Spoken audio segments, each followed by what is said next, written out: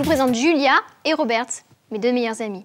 Et parmi les vedettes qui sont des exemples de style pour nous, certaines se sont plantées grave sur leur choix de manteau et de hugs. D'autres moins, mais qui a tout bon, c'est le moment de rassembler la prêt-à-porter police pour le match des vedettes qui luttent avec style contre le froid.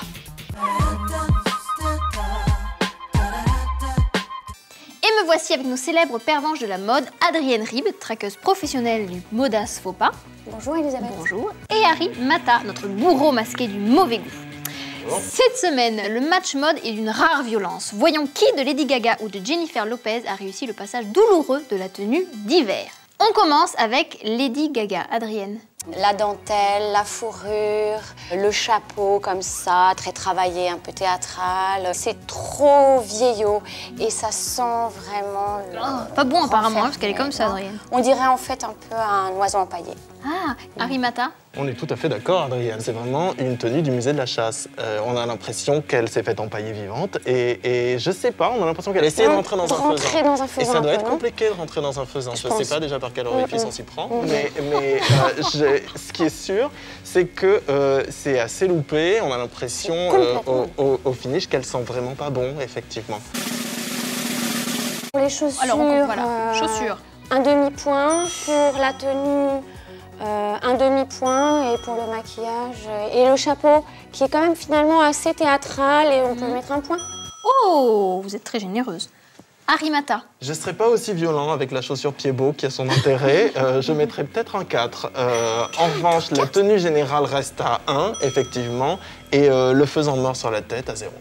0. Et maintenant, nous passons à la photo suivante, Jennifer Lopez. Adrienne. Alors, cette tenue, elle est clairement plus commerciale, plus facile. Le petit chapeau en laine comme ça, c'est assez joli. D'ailleurs, le chapeau, c'est un des accessoires les plus forts et les plus importants de la saison. Il y en a partout. Le souci, c'est plus bas.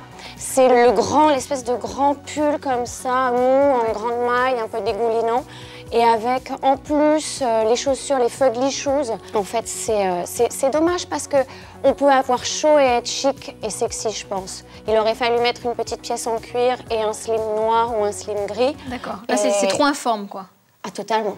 Harry Mata. Je ne suis pas d'accord avec votre idée, Adrienne, qu'elle porte là une tenue commerciale et accessible. Si être commercial et accessible, c'est ressembler à une meuf en jogging qui sort de son canapé en se grattant les fesses pour aller se faire un thé, ça n'a aucun intérêt. Elle est Jennifer Lopez, elle est la bomba latina, elle sort pas de chez elle avec une couille de lapin sur la tête.